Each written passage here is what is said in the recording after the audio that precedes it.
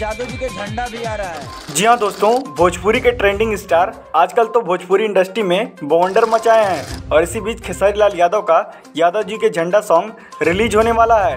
काफ़ी टाइम बाद खेसारी लाल यादव एक जात विशेष सॉन्ग लेकर आने वाले हैं।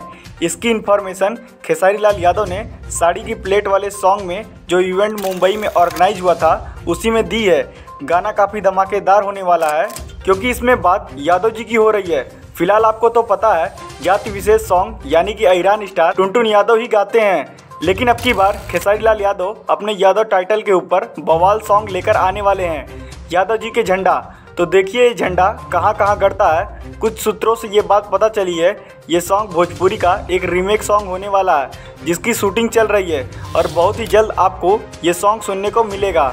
उधर खेसारी लाल यादव का चुम्मा सॉन्ग यूट्यूब के म्यूजिक सेक्शन पर ट्रेंडिंग नंबर 1 पर चल रहा है और पवन सिंह के सॉन्ग को पीछे कर दिया है। वहीं बात करें एक इम्पॉर्टेंट न्यूज़ की तो काजल राघवानी ने लाइव आकर कहा है कि उन पर अटैक किसी स्टार ने नहीं करवाया, बल्कि ये फैंस हैं जो किसी की बात नहीं सुनते हैं। क्या आप लोग भी खेसारी लाल यादव का यादव जी के झंडा सॉन्ग सुनने के लिए एक्साइटेड हैं? हमें कमेंट बॉक्स में जरूर बताएं।